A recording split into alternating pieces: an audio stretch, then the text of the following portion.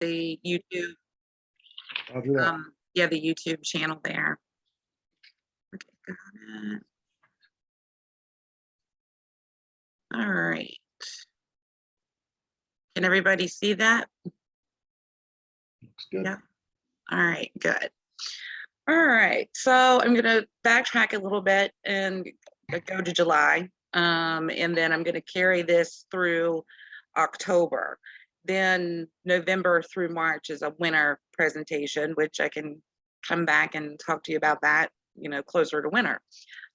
So yeah, I'm gonna talk about just some monthly things real quick, and then gonna jump into some diseases, common fall diseases, feeding, medications, and all that good stuff. All right, so July, you should consider requeening 1 to 1.5-year-old queens, or you can wait until the spring to do that. I get a little bit nervous about doing that this time of year and rocking the boat, because queen acceptance is not that great right now. So by mid-July, hives should produce wildflower, staghorn sumac, thistle, and clover. So this is just like a summer flow right here. This isn't like springtime flow. At this point, most hives should have had honey supers and queen excluders removed, so any nectar flow goes into bees for storage and feed. So now we're prepping. They're loading up their hives for overwinter honey, and there's a lot of people that want to leave their supers on and trying to get that last drop of honey, or to try to get them to cap that honey, but then we're missing windows of opportunity to, do mite control, and also they treat honey and nectar very differently. So you might have all this honey, that's been cured in there, but there's no nectar coming in. So that affects brood rearing and population there. So it's pretty much July 15th. We just say that's it, for us, it's over, and we remove our supers and excluders, and then start feeding and all that.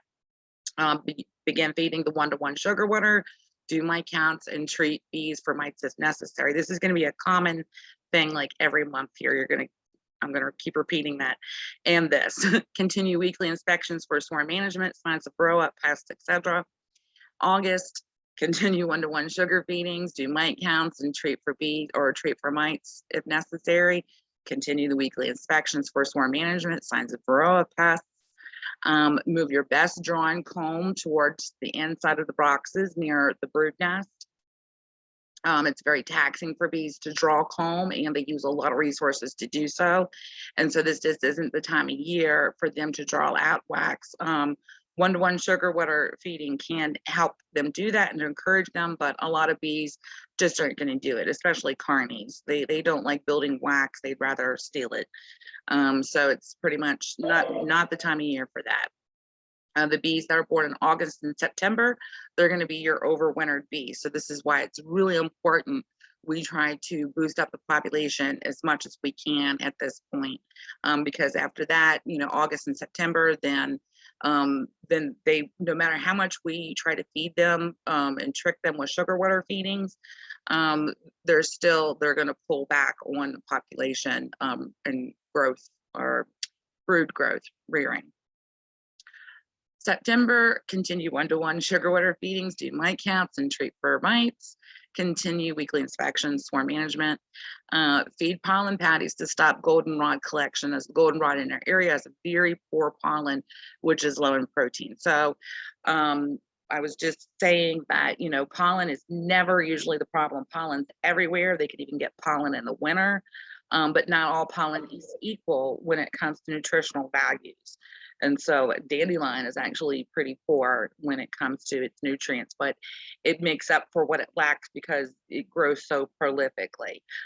Basically the same with goldenrod. So you can offer the pollen patties, just a little quarter, section of a pound pollen patty.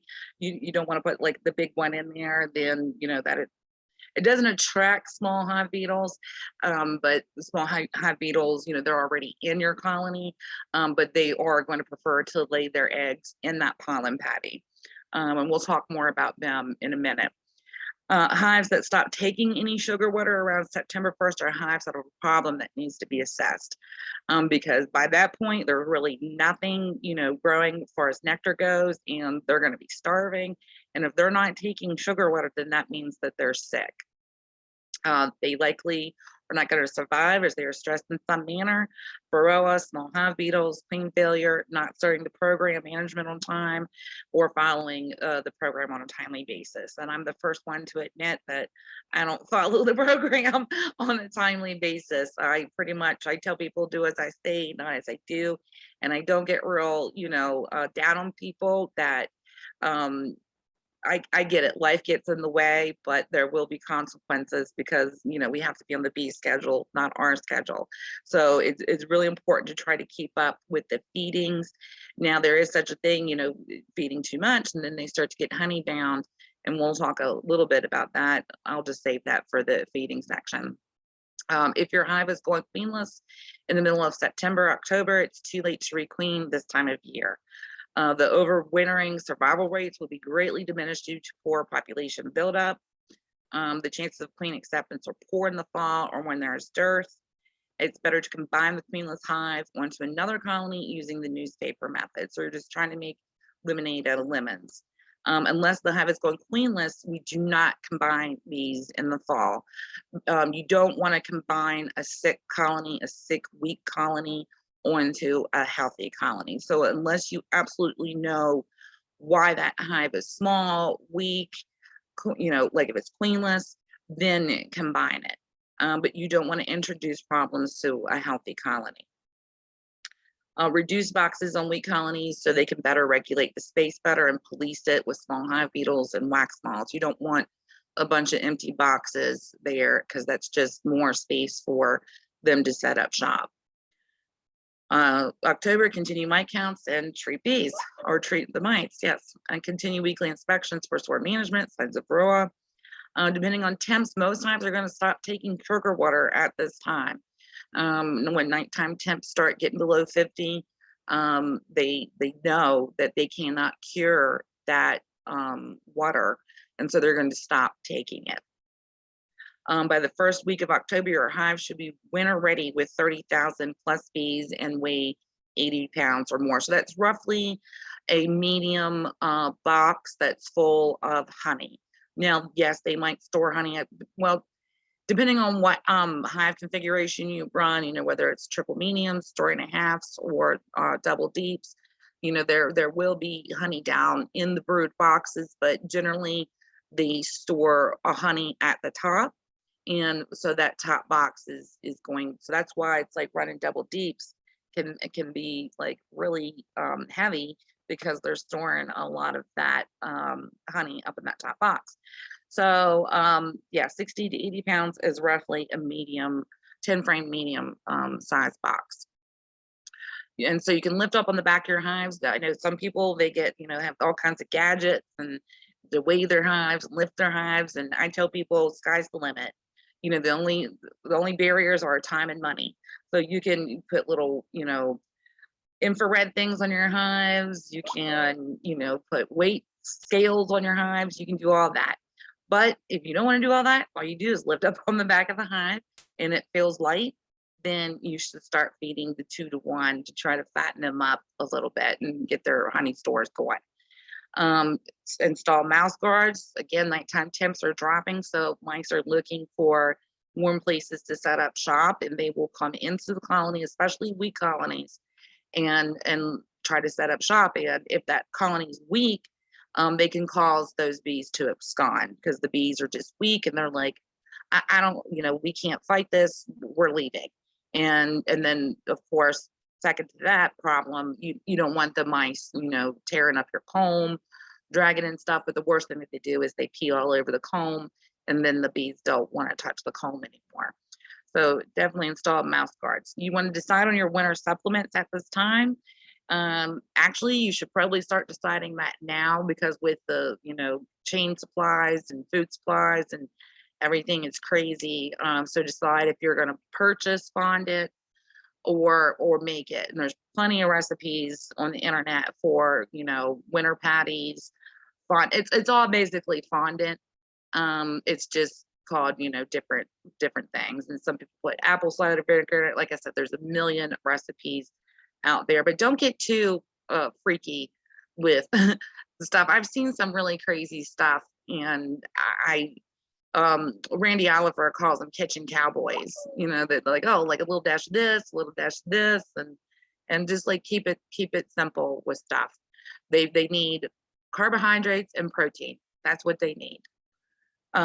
Purchase or make cornstarch free fondant for winter feed supplements. It's important that it's cornstarch free, because anything extra over the winter in their digestive system just kind of binds up their guts. And so you should have 6 pounds per hive as a backup per hive. And so that's, in addition to hopefully, all of the honey that they've already stored. So you're just, this is an insurance policy. I usually, even if they have honey, I throw it in there anyway. I throw in sugar. I like to do the mountain camp method of feeding, which is just dry granulated sugar. And I also throw in pollen patties too. Or not pollen, fondant. I find that they like to eat the fondant first, then the sugar, then they save their honey for last. They're hoarders. So they're like, I'm not going to eat my stuff yet. And that's fine, because then in March, they usually still have their honey. And so that's good. So October. Oh, so this is what I tried out last year. So having, the food, the winter supplements up above the brood nest. So whether it's those, not the quilt boxes, but the cake boards or whatever people make, where all the fondant is. I always thought that, just because it's there doesn't mean they're going to be able to access it. They will not break cluster to go eat regardless. So, that food might be there up above that brood box in the quilt box area, Vivaldi box, whatever you're using, just to shim where the food or sugar is. It might be there, but that doesn't mean they're going to be able to access it because it's cold. So they cluster around honey. So I had the idea last year to just use an empty frame and pack this fondant in the frame, and then just put 1/8 hardware cloth over it just to really hold the fondant in there. It worked out great. Fondant didn't ooze all over the place, which I thought that might happen. It might be a mess, but like whatever, they'll clean that up too. There wasn't any moisture problems. They ate it, they survived. I did 5 colonies using this. This one only had a little bit left, and then this one had that left. But this was in conjunction with me feeding the mountain camp method too. And then also they had their honey too. So the most important thing is here, they survived. And this didn't appear to add to any moisture problems or anything like that. But it's the frame, was down there with the cluster. So I don't know. I'm going to do it again. Why not? I think it worked. And I'm also going to try to use those divisional feeders, the ones that take the place of a frame. And I'm going to put, just take the top off of it and put granulated sugar down in there as well. And so again, it's closer to the cluster. So we'll see how that works out. Hey, Jennifer, can I ask you a quick question, please? Huh? If you can go back to that frame shot. Did you notice any damage to the bee bodies due to any of the points on the wire cloth, scratches, cuts, things like that, where they might potentially get infected? Oh, for the wire? Yeah. I went back too far. No, I mean, you mean on the edges here? Yeah. Like, nah. I mean, it's normal to see a couple bees dead, wherever.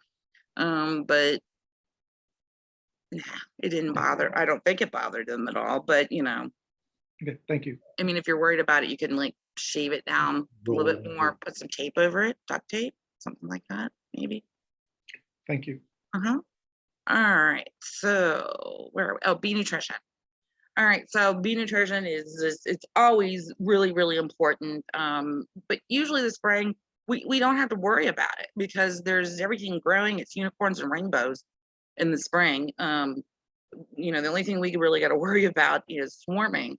But as the season goes on, and those nectar flows start dwindling up, then bee nutrition becomes a serious issue. And then if they're not getting the proper nutrients, then that can in turn, affect their health and their immune systems. And so, that adds another layer of problems with the mites who are, wreaking havoc on their immune systems and spreading all kinds of viruses.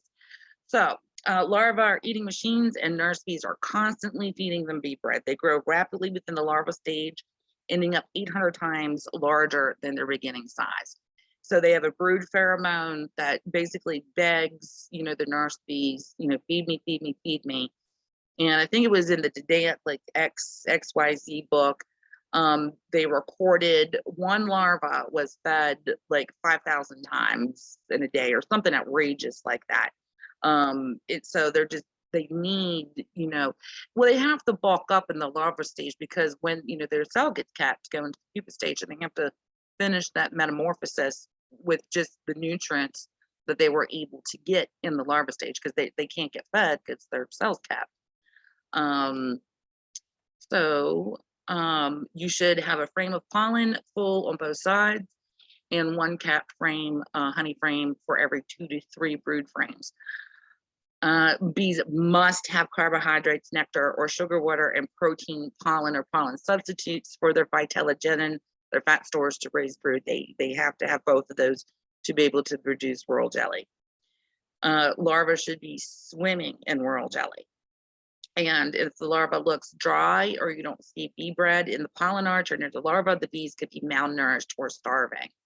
So there's a little bit of royal jelly that's down in these cells, but for the most part, this larva is pretty dry. You want to see these larvae, these tiny 4 or 5 day old larvae, just kind of swimming, floating in this royal jelly. That's always like in the spring, you're going to see that, and that's never, an issue. But as the season goes on, that means they're not bringing in enough nectar. They need sugar. And so that's when we're going to have to step in and feed them the sugar water. During nectar and pollen dearths, workers cannibalize brood in order to conserve resources. They know they have X amount of honey to feed X amount of mouths. And so they're going to cut back on feeding the queen as much. And then in turn, she's going to stop laying as much. And then they could come behind her and start gobbling up all the babies because hey, we can't feed all these mouths.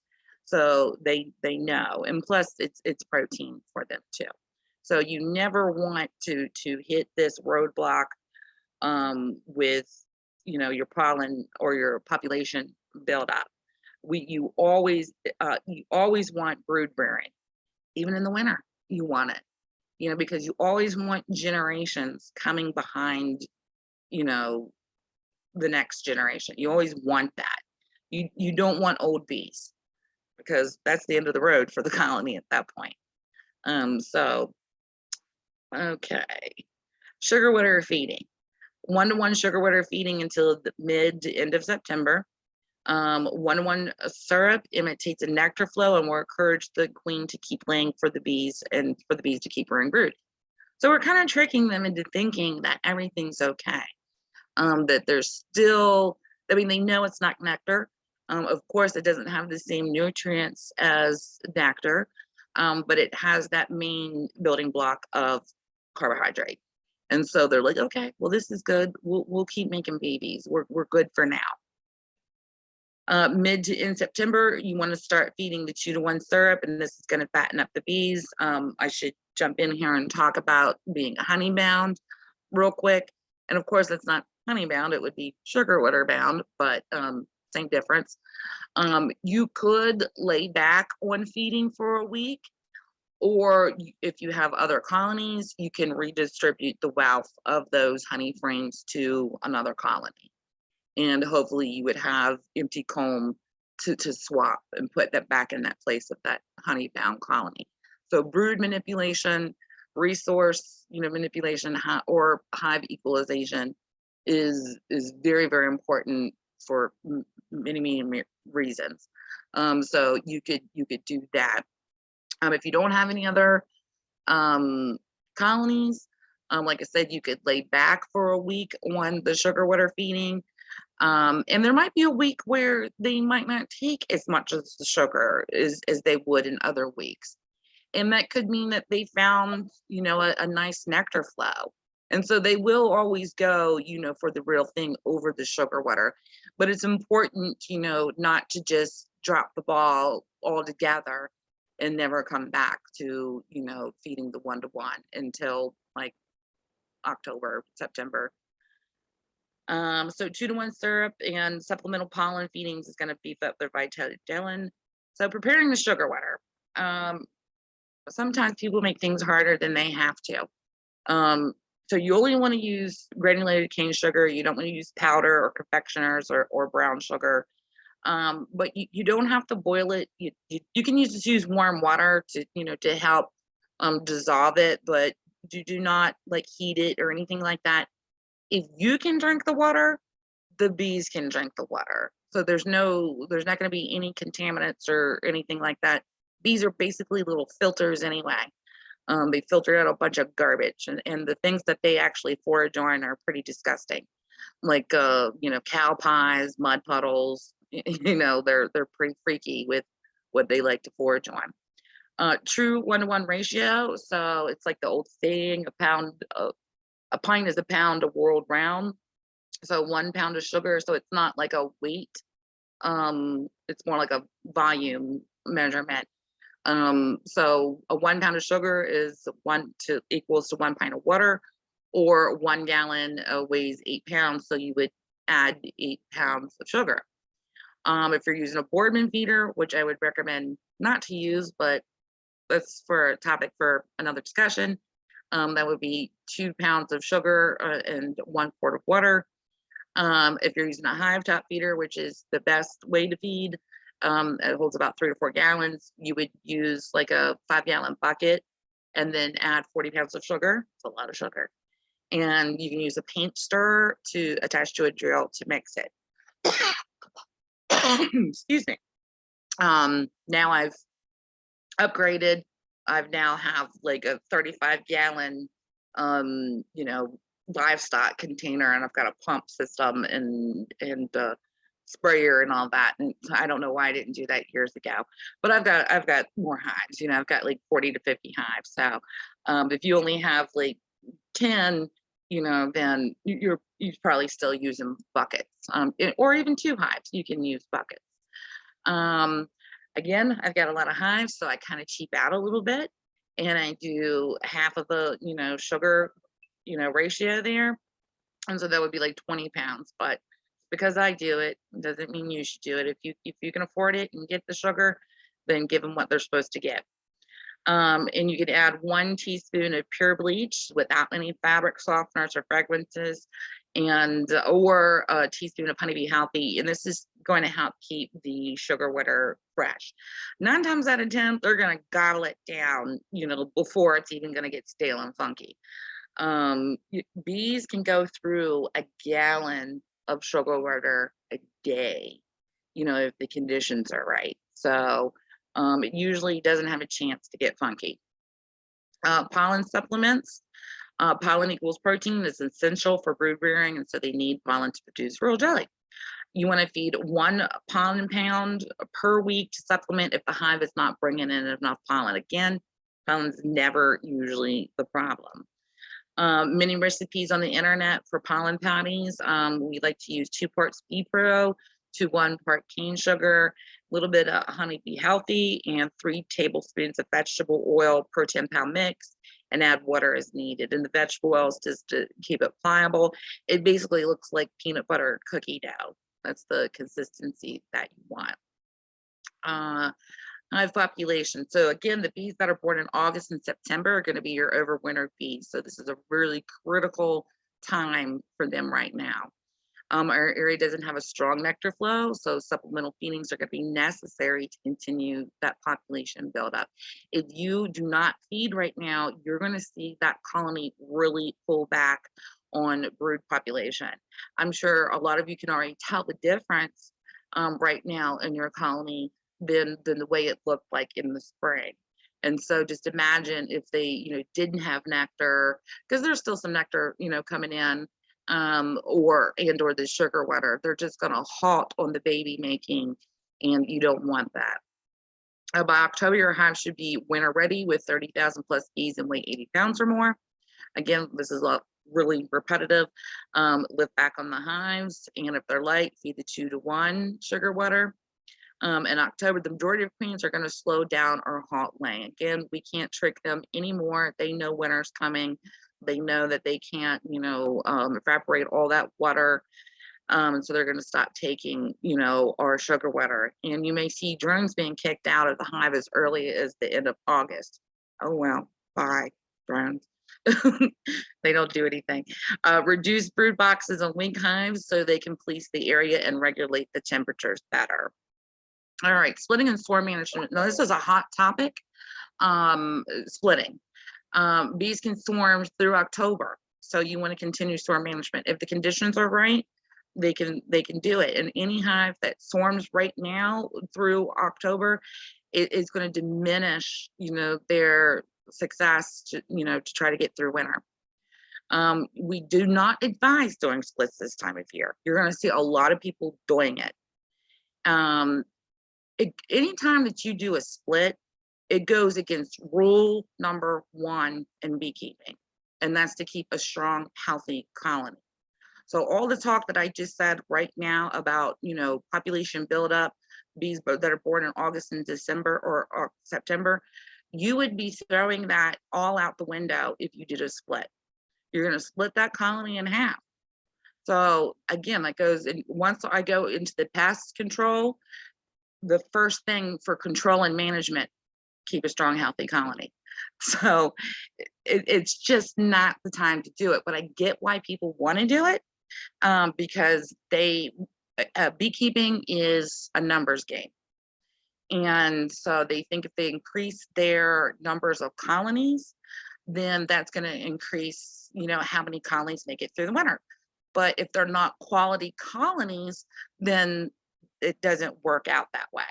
So again, you want as many bees as possible, and that's a very fine line all the time to keep a strong, healthy colony and keeping them from swarming.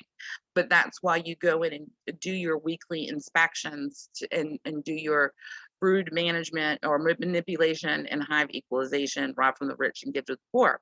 So that's why you want to, be doing that every week, whether they're bringing in, nectar, or whether you're being that artificial nectar flow. They're going to keep making babies, and that's what you want, but you don't want them swarming either.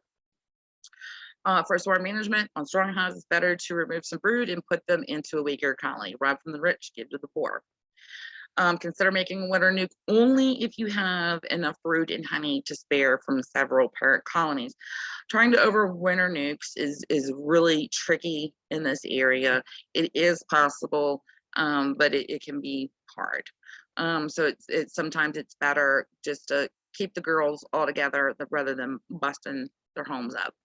Robbing. Okay, to cut down on robbing, do not open feed sugar, water, or pollen. Ever. Don't ever open feed. I see it all the time. And there's many reasons why open feeding is bad. First of all, you're feeding the whole neighborhood, and you're feeding everybody. You're not just feeding your girls, you're feeding yellow jackets, hornets, all of that. And so you're attracting, these predators into your apiary. Also, it's very hard to determine who is getting enough food. So maybe, this colony that's weak isn't going to be getting, as much food as what they could have got if you were feeding them, directly. And another thing is open feeding can be a communal disease area, so they're just spreading diseases everywhere, in this little feeding trough. So it's never a good idea. But oh, and also robbing, promotes robbing.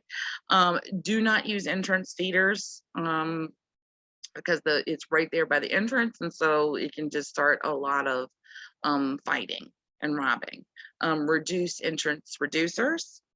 Keep strong hives. Cut down boxes on weak hives.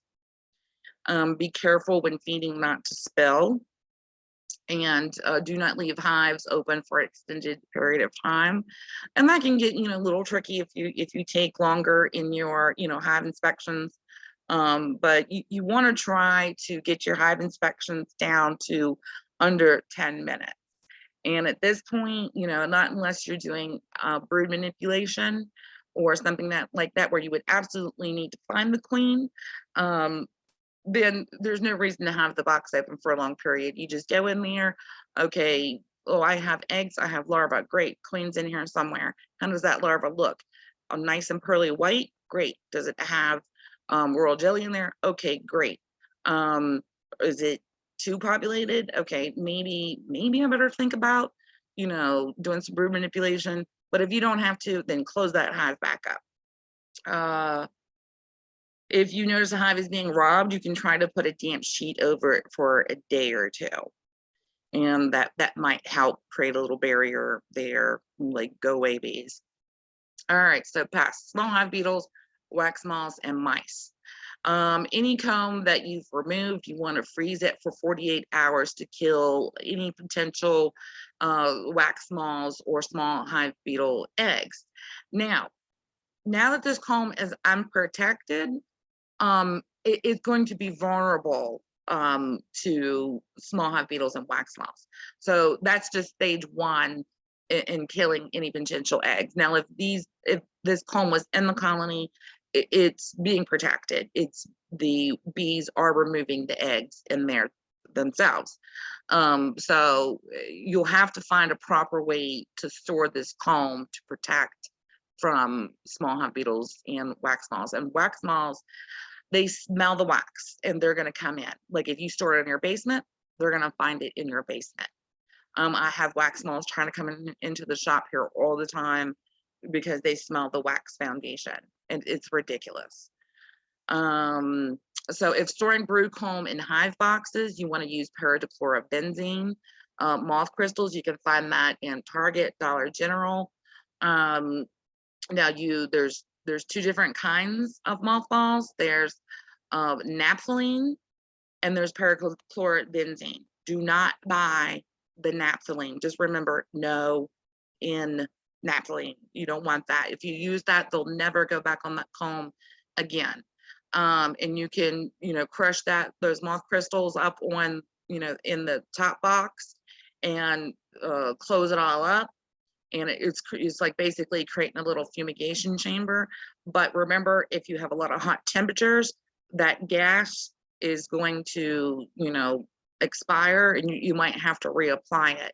So if you have places where you can store your comb out in the open, where light and air can get to it, that's the best way. Wax moths don't like light and air. But if you don't have a lot of space to do that, and you have to put them in your garage, then you want to try to create this little fumigation chamber to protect your comb.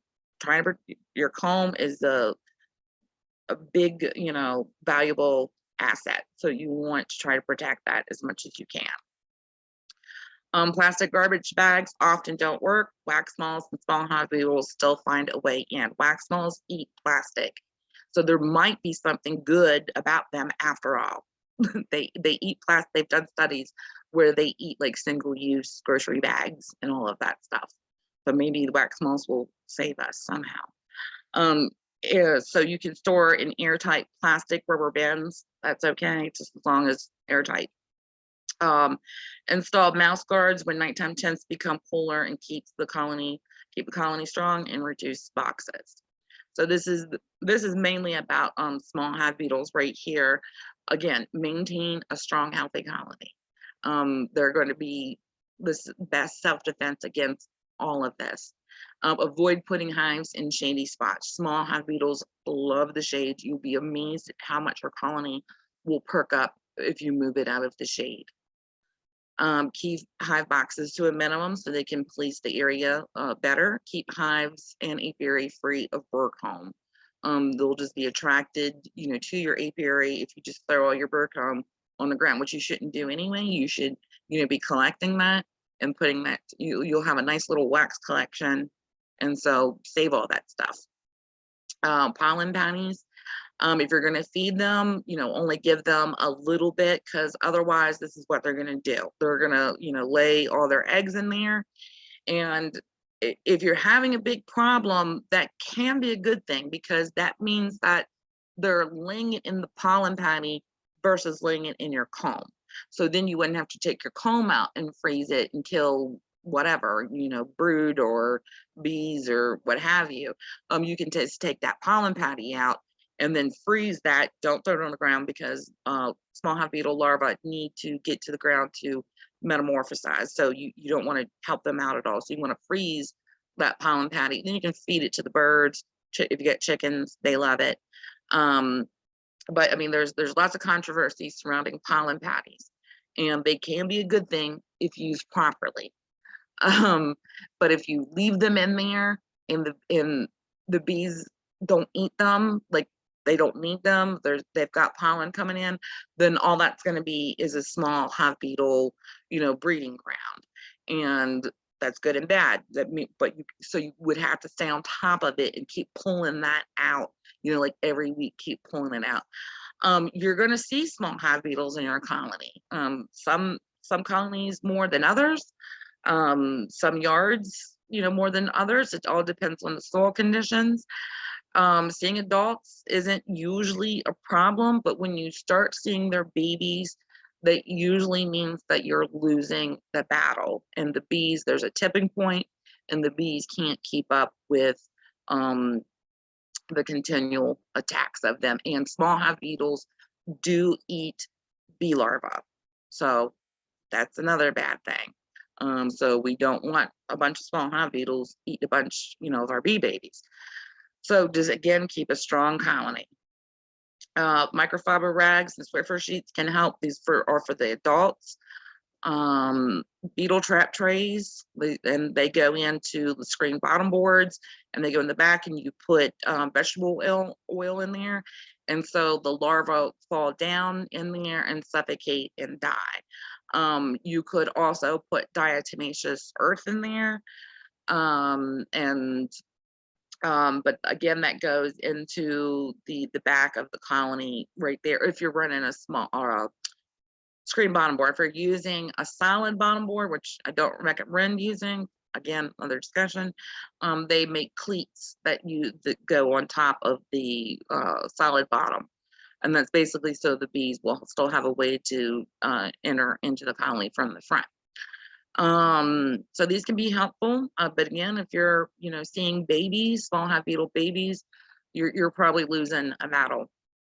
Sunny male traps, these are to get the adults. This can work out really well. So this is the same mixture and concept that you use for the hornet traps that I'm going to talk about here in a minute. But this is just like a sandwich container, and there's little holes that are burned into the container, and then the mixture of oil so it's like a little moat, and in the middle is the attractant mixture right there, which is apple cider vinegar and banana peel.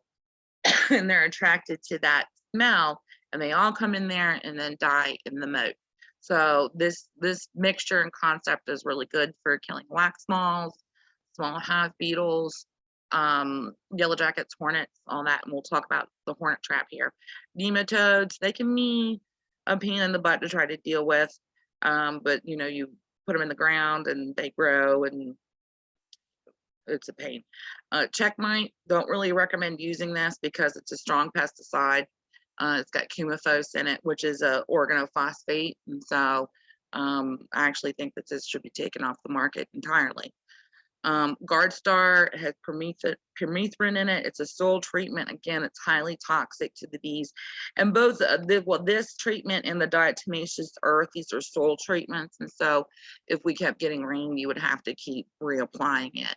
And so this is basically, you know, like birth control, trying to kill the small hive beetle larva. I mean, if you have a yard that is really, really terrible, you know, you can try to employ several different of these tactics at one time. Some yards are worse, some years are worse than others. So this is just your big toolbox here of stuff. So yellow jackets, hornets, and wasps, they can be a really bad problem. So this is a European hornet here. So yes, here's the Asian giant murder hornet, and then the European hornet. They are here. I mean, they're not here, but they're in the US, and they will be here. I mean, the mites came here, the small hive beetles came here.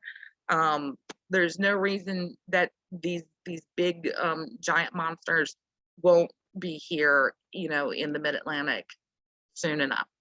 And hopefully we'll have ways to deal with them. And there's like clean excluder things that you can like put on the front. But it's just these suckers are huge, and like birds don't even want to mess with them. So I mean, we're gonna have some serious problems, not just with, you know, the honeybees, but with all kinds of bees and pollinators and stuff, because they just don't really have any natural predators.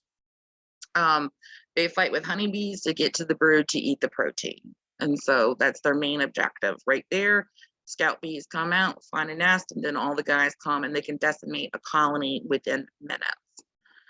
Attacks are often worse through July and September, and continual attacks will reduce bee populations and may cause absconding. That's usually the end result. The colony is so weakened and threatened by these continual attacks that they end up absconding. Control and defense, maintain a strong, healthy colony. Keep entrance reducers onto the small opening. Do not open feed. Use these bait traps. These things are great. They're very easy to make, and you're going to catch all kinds of bad guys with this. Wasps, hornets, yellow jackets, small hive beetles, wax moths, all kinds of bad guys.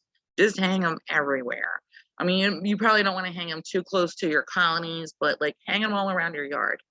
And they're just really simple to make. So, and then you can just, whenever the bottle gets full of all the bad guys, you can just, you know, cut it off a tree and put another bottle back up.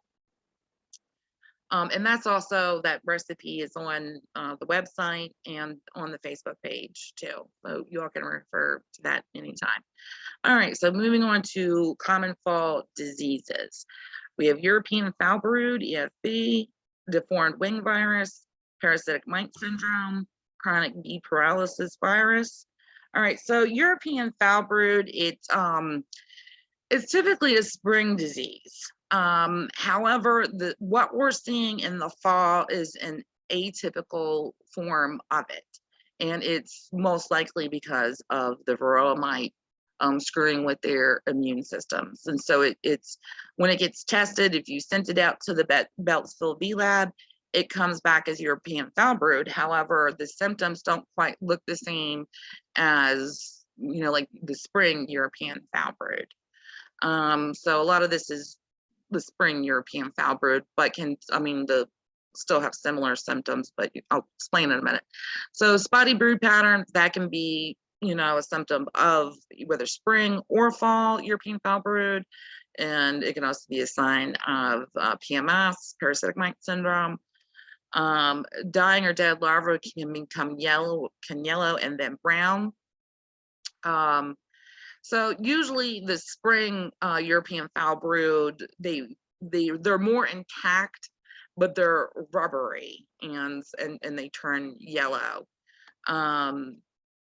A sour fishy odor may be present or not, maybe not, no smell. Tracheal tubes become more apparent as the larva flattens or deflates. The larva can twist or become rubbery as they die and curled up into a stomachache position. So again, that's more of a spring symptom of a European foul brood. This is where the atypical European foul brood comes in. Larvae can melt in their cells and become mushy, and the remains be slightly ropey, but once dried, a rubbery scale remains. So they call it snotty brood because that's kind of what it looks like. It just kind of like melts down into the cell. But again, if you send it off, it comes back as European foul brood. And you can do a little rope test if you want on it, just to see, if it looks like, American foul brood rope test. But it's not going to produce that. It's going to break off and just be gross, snotty stuff. If it was American foul brood, it's going to look like more like caramel or taffy. But this is the infected brood food right here. So, again, your world, the larva always, you want to see them as pearly white, but their royal jelly should also like be milky and white. It should never look any other color than that. But that's the quickest way that most of these diseases are spread, is through food. So it's just another sign of an infected larva. Confirming the diagnosis, you can perform the visual inspections and field tests, rule out any other bacteria, virus, chill brood. Of course, you wouldn't have chill brood problem right now, or other situation. Samples can be submitted to the Beltsville Bee Lab. And there are at-home diagnostic kits that are available through most major beekeeping supply companies. It's just like a pH test. And so EFB is usually a stress disease which clears itself up on the onset of strong nectar flows. Now, again, that's more like the springtime thing of it. But again, in the fall, late summer, fall, we're not having the strong nectar flows either. So maybe the feeding would help that. Stresses can be due to hive movement, climatic conditions such as cool and wet weather conditions, pest parasites, age imbalance, or poor nutrition. Basically, their immune systems and everything is breaking down.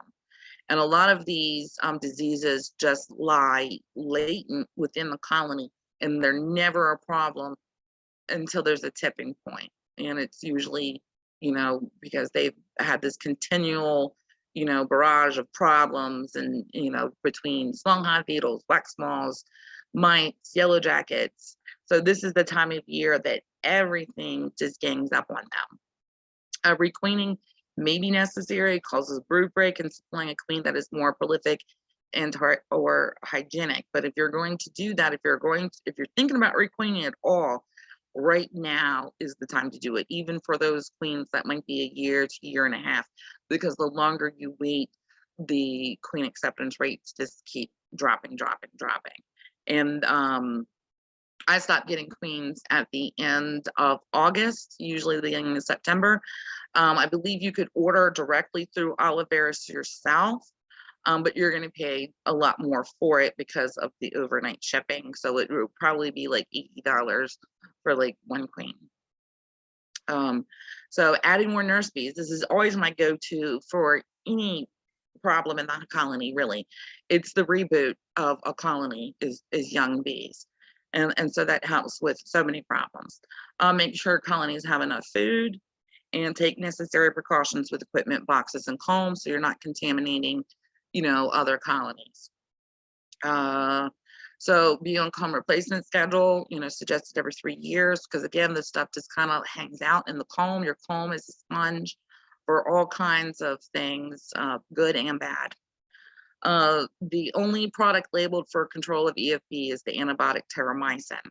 And so we can't get that over the shelf anymore. You have to get a vet's prescription for that. It's important to treat just 3 times with the terramycin, 5 to 7 days apart. And using the shook swarm method, which is basically you're just kicking everybody out of their old, crusty, infected home and giving them some new, fresh comb. So you're going to shake all the bees off the comb, cage the queen, so you can release her later.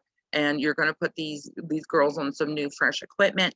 Then that's when you're going to treat them, because none of these treatments do anything for the spores or on the comb.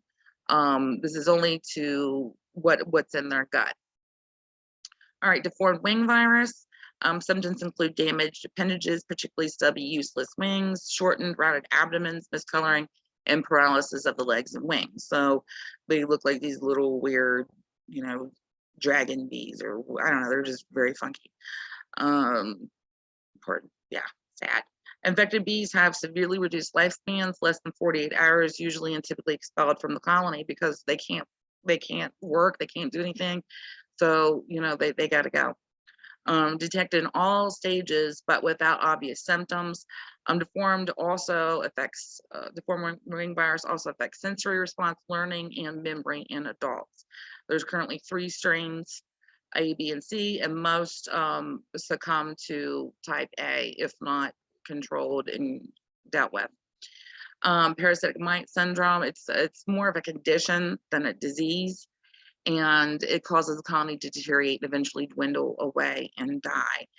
Most symptoms are produced from hygienic bees trying to remove mite-infested cells and other larvae, pupa from cells. It's kind of like their hygienic behavior goes into overdrive, and they just start plucking a lot of stuff out.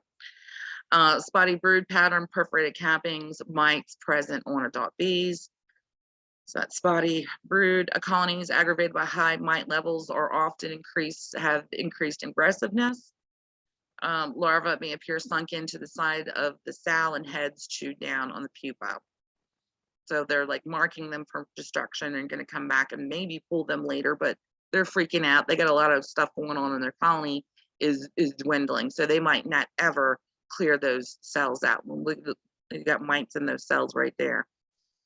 Sometimes discoloration to the larva attributed to age, decomposition, or secondary bacteria.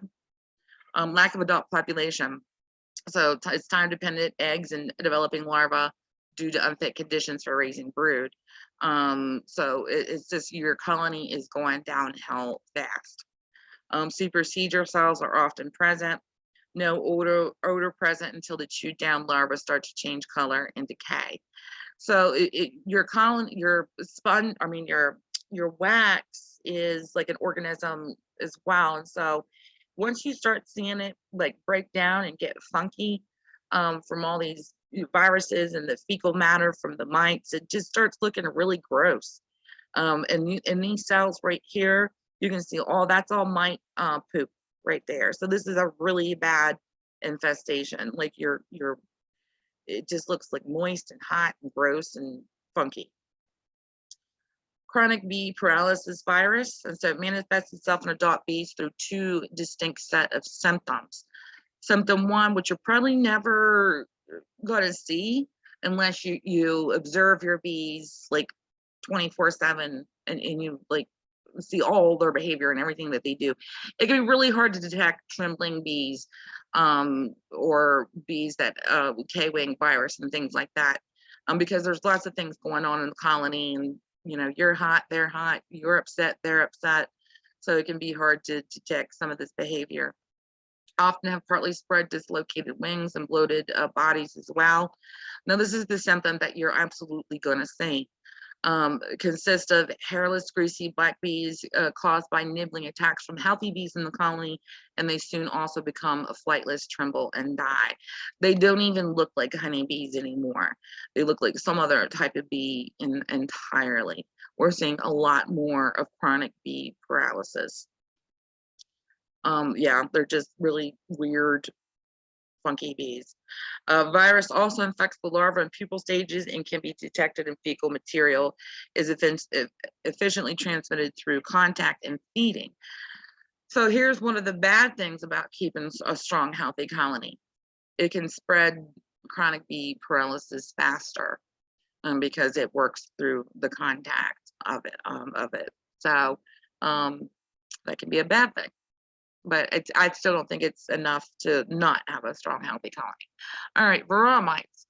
They overwinter with the bees while decreasing the population. By the time you see signs of PMS, it's usually too late to save the hive. Treating with medications is the best plan of attack. Usually several different medications are needed at different times of the year. It is up to you to decide the best IPM strategy and medications for your hives. And we're going to go over these real quickly. So first and foremost, do your testing.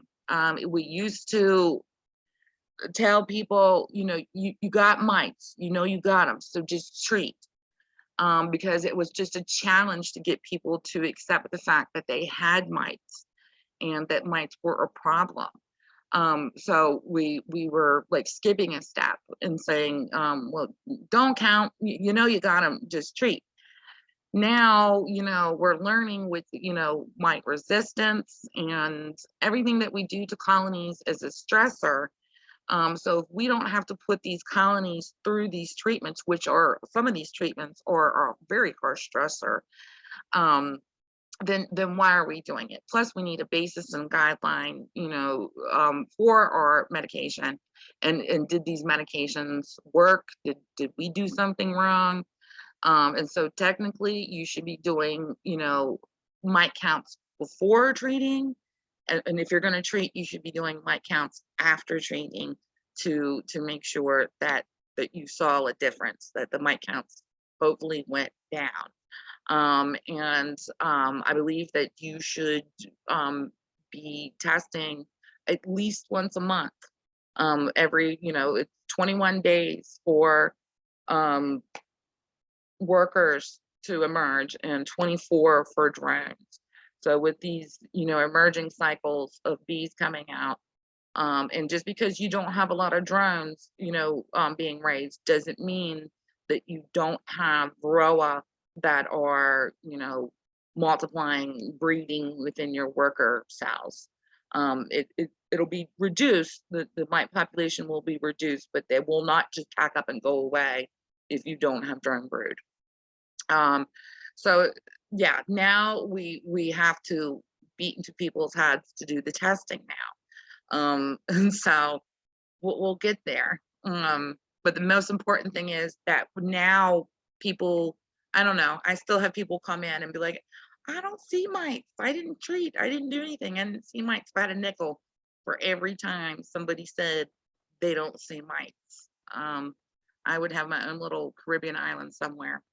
All right, so become familiar with mites. Do the testing so they're not out of sight, out of mind. Testing methods, there's the ether roll, which nobody really does. The alcohol wash, which is best. Sugar roll shake, just don't do that. People, they don't want to kill bees. But I get it. But it's actually a slow, torturous death that you're doing with the sugar roll shake. And when it's hot and humid, the powder doesn't spread effectively. It just clumps. And so you're not getting a good agent result there with the sugar. But you're shaking the crap out of these bees. So you're breaking legs, wings, and antennas. And then you're throwing them back in the colony only for them to get ejected later because now they're damaged goods. They can't fly, their antennas are screwed up. So it's actually a slow, torturous death.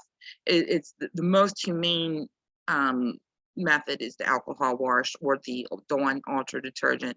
Just do it. Yeah. Drone uncapping, that's just to see, yep, I got them, they're there. And the sticky board, that is the least invasive, but it is not the most reliable testing.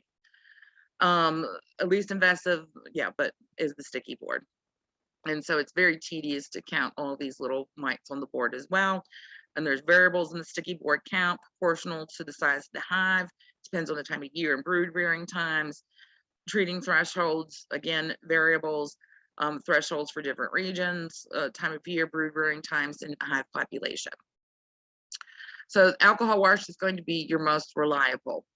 And Randy Oliver did a lot of work when the pandemic hit because we came into an alcohol shortage along with everything else and toilet paper. Remember that? No toilet paper. So he discovered that Dawn Ultra detergent is an effective way to, the most important thing is to dislodge the mites, being able to dislodge them. And sure, if we're killing bees, while we're doing this, we want to kill mites too. So, it is important to kill these mites, but the most important thing is we have to get these mites off of the bees so we can do the count. And so he found that Dawn was effective with that. and it's a lot cheaper than alcohol. What he did discover is 50% isopropyl alcohol.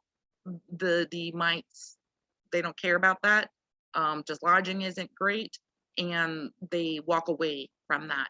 70% isopropyl is better than 50, and of course 90 is the best, and that's gonna like kill everything, but it's more expensive. So the Dawn Ultra is a great alternative there. And so check out his website for all of the research that he did on that. It's interesting stuff.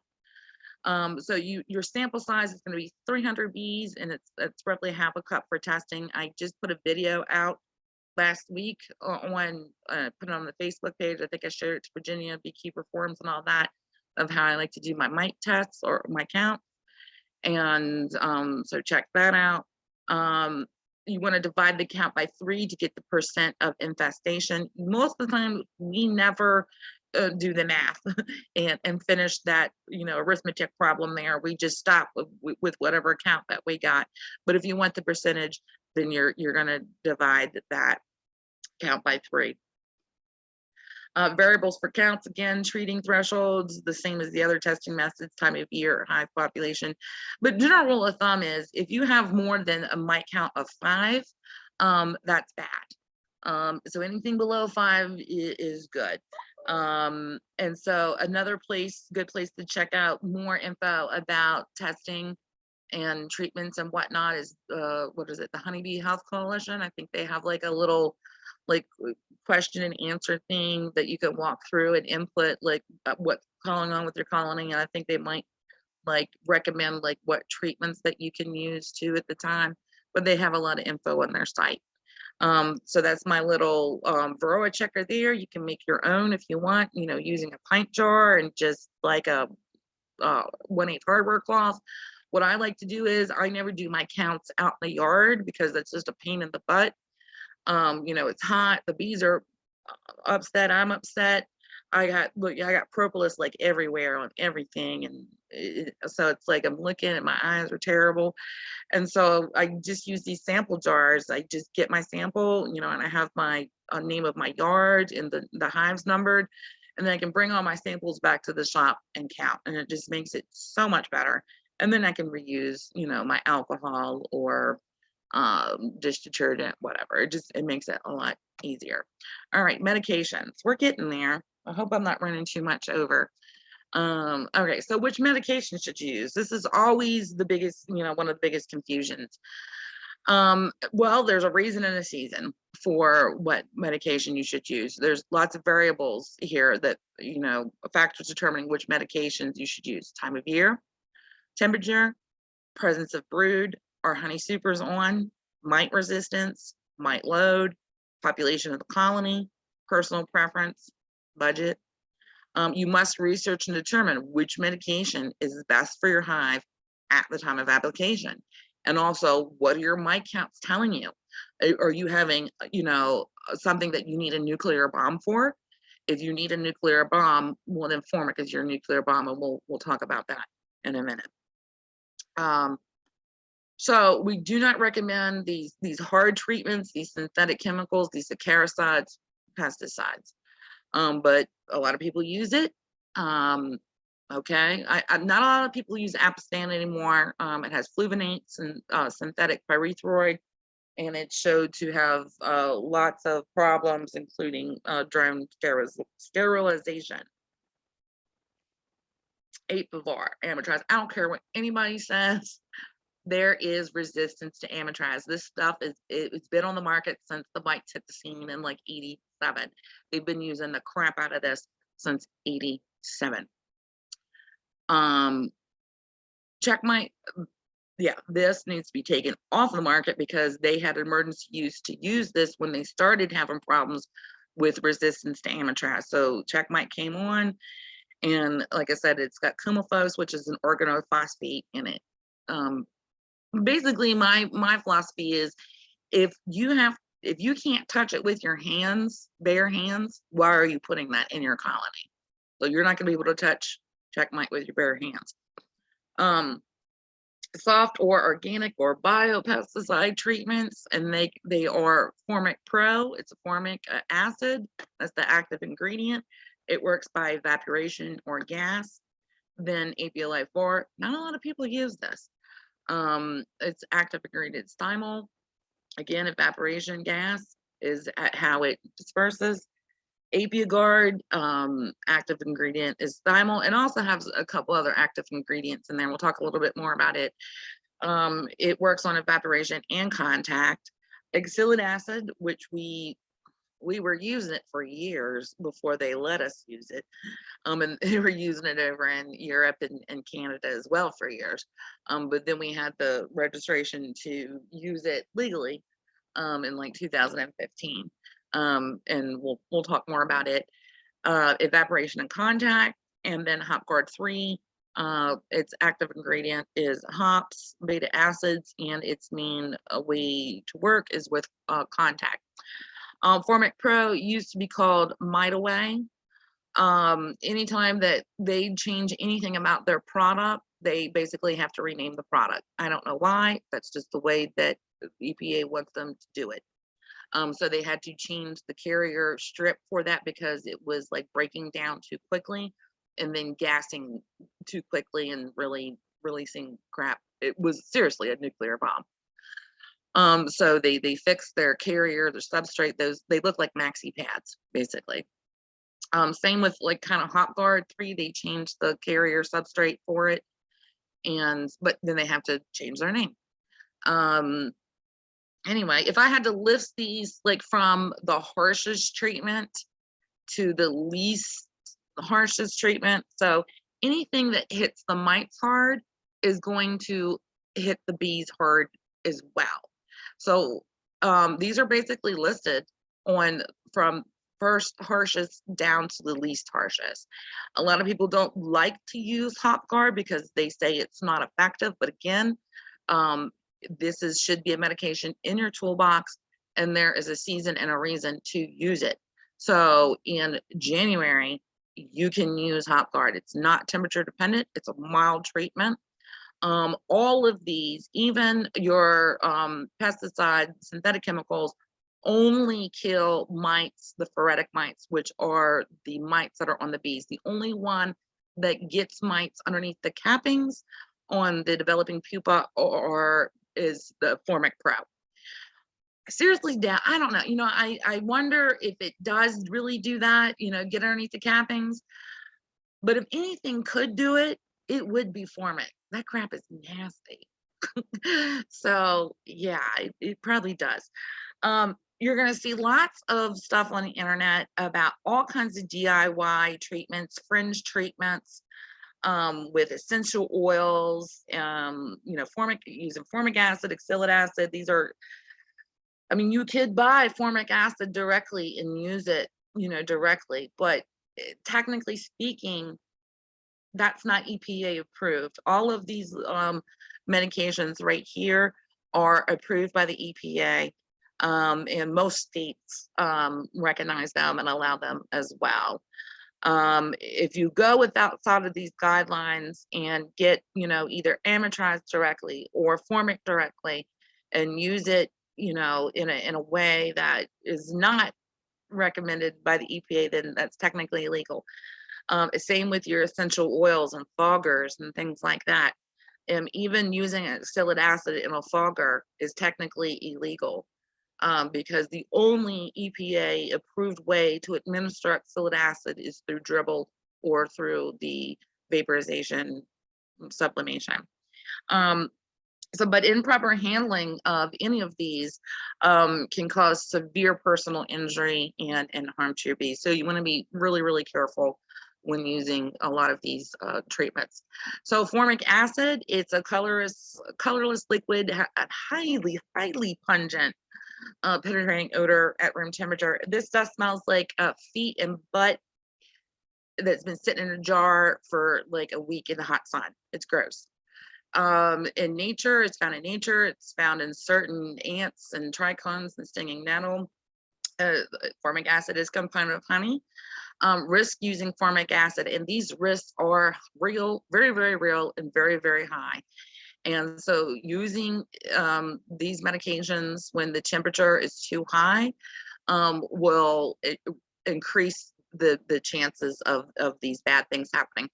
Queen loss, queens may stop laying for a few days, broodkill, absconding. Um, many times I hear about people using formic, and it kills their queen. So you want to be very mindful of the temperature.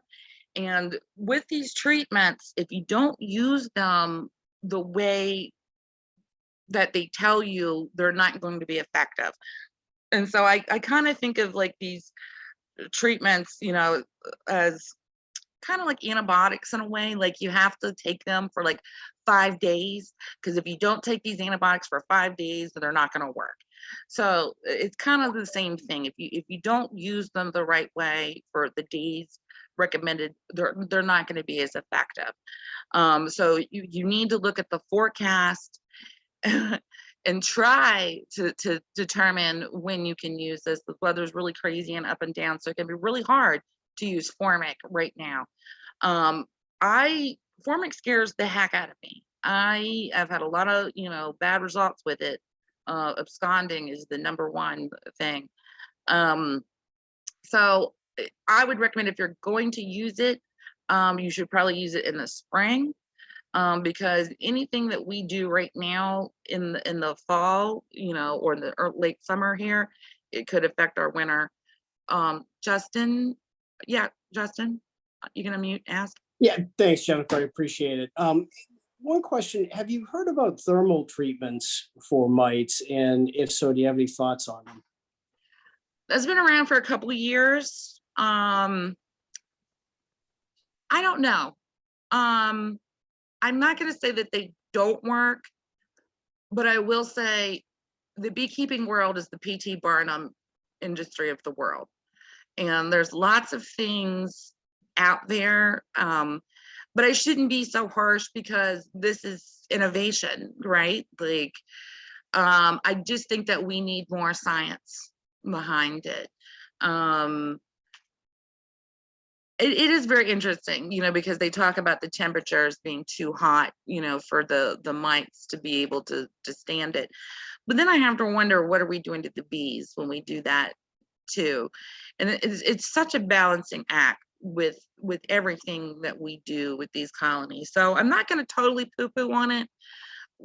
I think it needs more research. Fair enough. Thank you. So I would probably recommend formic in the spring rather than in the fall, because it's such a scary treatment. You don't want to use on weak hives, or you want to decrease the dose. It took them a while to figure out how to communicate properly in their instructions about how to do the dosing. There was a lot of people that were using full doses on like weak hives and nukes, and it was overpowering, killing them. And so I think they finally worked out how to dummy proof maybe this treatment. I don't know. So this is what it looks like. It comes in the box, and like I said, it's one of the only treatments that will, or supposedly will, kill mites underneath the cappings.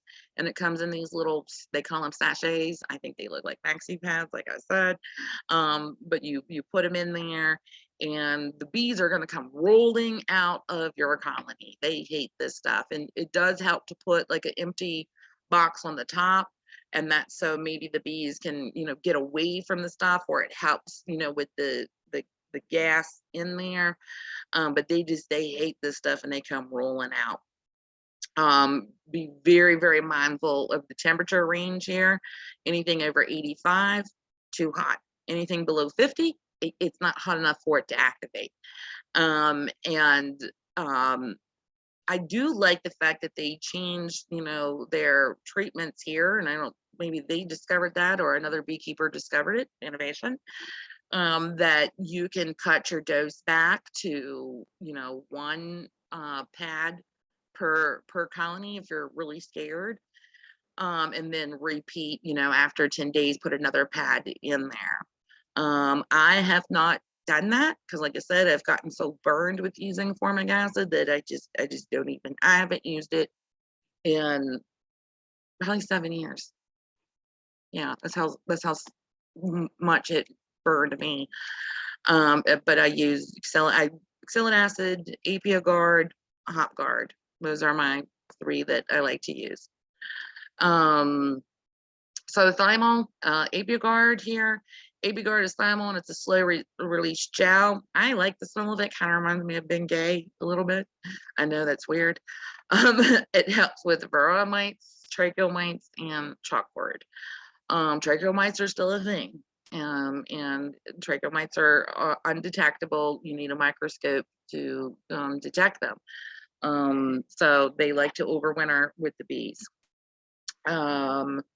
Its average efficacy is 93%, and there's a low health risk to the beekeeper. I've got pretty tough skin, figuratively and literally. So I can touch this stuff and it doesn't burn my skin or anything. You don't have to worry about inhaling it, the risk to bees. Now there is still the same risk, as far as, what formic has, as far as queen loss. Queen may stop laying, absconding, but it's not nearly as high as what a formic is. Like, it's almost guaranteed sometimes with formic, especially if the temperature range is really high. Best applied in the summer, autumn. Outside of the honey flow, the external temperature should be above 70, and that's so you can, work and activate. You need to close up your screen bottom boards, and you need to close up your screen bottom boards with the formic too, because you're basically creating these fumigation chambers, and you want that gas to stay inside of there. Place on top of the brood frames, and make sure to leave enough space for the bees to get to the tray, and you can use a spacer or a shim. So they don't like anything in their colony, anything foreign, and so they want to pull this stuff out. So this is how it also works on contact, because they end up spreading it around the colony at the same time. So it works with gas evaporation and by contact. And with the first, it's a 2 treatment application. So with the first treatment, you'll notice that they'll haul that stuff out pretty quickly. With the second treatment that you put in, they might not touch it, because then by that point they're kind of used to it. After 2 weeks, repeat with a second tray and leave in place for 2 to 4 weeks. Okay, so we're almost done. Okay, oxalic acid is found in spinach, cabbage, broccoli, Brussels sprouts, parsley, sorrel, and rhubarb. Now, this is what I'm supposed to tell you, that the only registered EPA oxalic acid that you are supposed to use legally is Apiaries. Of course, we all know that oxalic acid is wood bleach, and you can get it anywhere. You can get it in Home Depot, Lowe's, Sherwin-Williams, Amazon. But I'm supposed to tell you that this is the only stuff that you're supposed to use legally. Most common form is wood bleach, also available online as lab grade oxalic acid hydrate. There is dehydrate and anhydrous. You always want the dehydrate. Well, it's more important if you're using the dehydrate, if you're doing the vaporization sublimation, because it has an extra water molecule that allows it to vapor. And anhydrous, you can still use it for the dribble, but like go to Randy Oliver's website, he talks about how it actually, like, I think it weighs more or something, so it's kind of screws with measurements and whatnot. But just get the dehydrate. And you always want to make sure that if you're not using the approved, which you should be using the approved EPA Apiaries, you want to make sure that it's 97% at least oxalic acid, and not cut with any other weird junk. So there's 2 delivery methods: dribble or the sublimation vapor. A sublimation vapor has a higher efficacy rate, 97%, and it's not as damaging to the bees as the dribble method. Now, you're going to hear a lot of people say that the dribble method is more damaging than the sublimation and vapor. It can be, because it is an acid, and it can be charring their exoskeleton. In the winter, I don't recommend doing the dribble method at all. Well, you don't want any extra moisture or water in the winter. So it doesn't make sense to use the dribble in the winter. But also these bees will eat this. It's a sugar water mixture, and so they are going to eat it. In the winter, it's a bad thing because it's an extra additive that is in their gut that they're not having their normal cleansing flights and getting rid of. In the summer, not a big deal. They're pooping every day. So it's not going to sit in their gut and cause and wreak havoc and problems. So it doesn't screw with their digestive system, but it can. You need to be careful about, you don't want to overdose them, over dribble them, and burn them all up. So you need to be careful with that. But you also would have to be careful with that with the vapor as well. And not overdosing. And so application times, majority say broodless periods. And again, all of our literature is so wacky. Well, a lot of our literature from oxalic acid, we got from Europe and Canada. Europe, I think their times are, not the same. Our summers are not the same, and winters at the same time. And so, all of these medications are only going to kill the phoretic mites, except for formic. So when people say that, oh, well, that's not effective because you've got brood.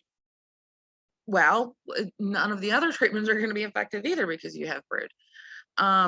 So my point is, you have to do something, and I wouldn't say don't use oxalic acid right now. Only use that as a winter treatment because that's when it's broodless. No, that doesn't make sense. So you can use it now. It's not temperature dependent. That's the most important thing, like it's not temperature dependent, and it's pretty dirt cheap too. So, and it's effective. So if you waited to winter to do your, oxalic acid vaporization, that's going to be too late usually, like not usually, it will be too late. So if you're going to use the vapor, I would hit them once in the winter. If you're going to vapor them in the summer or fall, 3 times, and dribble would be 3 times consecutive. So each emerging like brood cycle coming out, you want to hit them, zap them with it. And so any phoretic mite that's coming out with those bees emerging, you want to zap them with it. And so once a week, 3 consecutive weeks in the late summer, early fall, 1 time in the winter for the vapor. Okay, dribble. Randy Oliver has a nice mixture table on his website. I just have a 1.5 gallon garden sprayer that I use. It's just a dedicated garden sprayer. That's all I use it for, and it's really nifty and handy to use. But he has a mixing table on his website for however you're going to mix this up and administer it. Dosage would be 5 milliliters per brood seam, and roughly 5 milliliters is 1 teaspoon. So it's not a lot. And he also has information on his website about how to calibrate your garden sprayer too. So this is Randy Oliver's picture of them. Just this is how you do it. Just spray, spray, spray. That's my garden sprayer there. Real nifty. And the best thing is about in the summer, you don't have to wear the respirator. I mean, it's hot and can't breathe anyway with that thing. So this is why the dribble is really nice to use in the summer. And I think they get a little treat of the sugar. I mean, they're not probably supposed to eat that oxalic acid, but anyway, it's a little treat. If you don't want to use a garden sprayer, you can get one of these vet, things here online, Amazon, wherever, to administer, exactly 5 milliliters per seam. 3 times again, in the late summer, fall, not recommended as winter treatment, like I said, because you don't want to be getting them wet in the winter, and you don't want them eating it. Pre-mixed unused OA sugar mixture can be stored in the fridge 4 months. Of course, label it. Well, if you yeah, label it. I was just going to say who keeps a garden sprayer in their refrigerator, but anyway. 2015 research indicates that OA dribble, a fall treatment, may be effective against Nosema ceranae. I don't know. More research is needed on that. And there's the paper there for that. Okay. With the sublimation of vaporization, it's extremely important to wear a respirator or a full mask when using the vapor. I don't care. I mean, I've done it myself. Oh, I'm not going to wear a mask. I'm going to be quick. And then that wind comes around and takes that vapor. It's like smoke. It never fails. It always goes where it's not supposed to go. And when you breathe that stuff in, oh, it is nasty. It'll definitely take your breath away. It'll make you cough. It can do a lot of damage. So it's very important to wear the proper protective gear there. Most burners are electric and they are heated by a car battery. I have one, the Oxy Pro Vape, whatever, that works on 110 electricity. It's more expensive. It's quite handy. They have another model out that I've been eyeing. It works with a DeWalt battery. It's like $500, but it looks like it's like super portable. So I might have to get that and try that out. It's the Rob B's. I just saw it like a couple days ago. I might have to get it. But yeah, so like it's just a regular, power tool battery. So that looks like super handy and portable, but super expensive. But most of them are heated with, with a car battery or lawnmower battery, and you just hook it up there. Use 2 grams of for a fully established hive, or 1 gram for a new package or a weak hives. Always, all the packages that I'm going to, install, I hit them with OA before they even be installed into the colony, because I want to get those Frederick mites, dead before they even get it shot to set up shop in the colony. Application is best in the early morning or late afternoon, and so that's when like all the foragers are home, everybody's there, so they're getting like a full dose of it. But most of your bites will be on your nurse bees. That's where they want to go. That's where they want to set up shop. But they're also going to come in on the foragers and drones as well. So you can, we now got the okay from the EPA and all that we can use oxalic acid when the honey supers are on. Oh, they also say with formic you can use when the honey supers are on, but I wouldn't recommend it. I don't like the thought of that. But with the oxalic acids, the dribble, I mean, you just take it off, dribble, and you just put your stuff back on, so it's not getting into your honey supers. As far as the supplementation goes, I just would take the supers off, let that, give them the dose, let it marinate in there for like 5 to 10 minutes, before you put your supers back on, but then put it back on. So, but yeah, the feeders too, pollen patties, you want to take them off before you treat. Seal cracks, screen bottom boards, entrances to retain the vapor. Again, you're creating a little fumigation chamber here. Leave the hive sealed for 5 to 10 minutes, and then you can replace your supers and feed like after 3 hours. Almost done, I swear. Hopguard 3, natural food grade product made from potassium salts of the hops beta acids. Looks like beef jerky. And again, like a lot of people want it down Hopguard, but there's a time and a place, for this. You wouldn't want to use Hopguard on a colony that has a high mite load, probably though, because that's like taking a gun to or a knife to a gunfight. So you want to use the right treatment for the right time, the right purpose. No negative side effects on the colony. Bee, brood, and queen tolerance, no negative side effects to egg laying. Can be used throughout the year. It's not temperature dependent. Should be added to all hives at the rate of 2 inserts, 2 strips per 10 frames. Strips must be hung between the brood frames because again, it's contact. And so they don't like anything in their colony. So they're chewing at these strips. They want to get rid of them. And in the process, they're spreading it all around. For best results, you want to follow with 2 more treatments. So a full treatment is 3 weeks. 1 hive will need 6 strips. 2 applications, 10-day applications, there's a 97% efficacy. So all of this is like really mind-blowing and confusing, and I get it.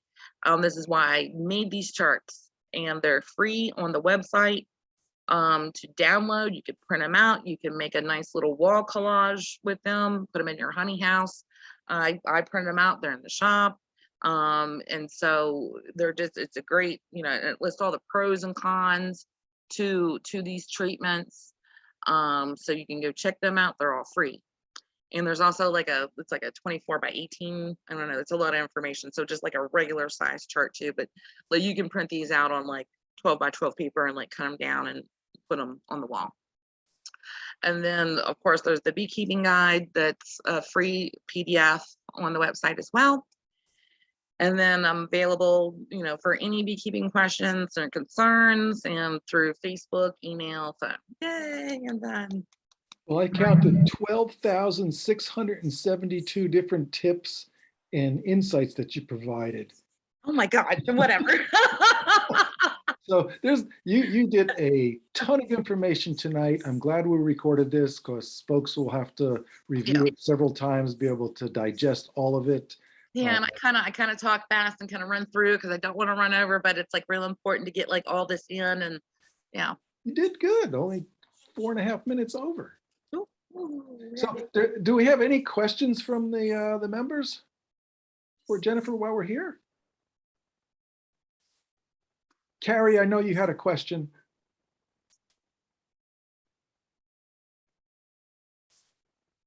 I guess not.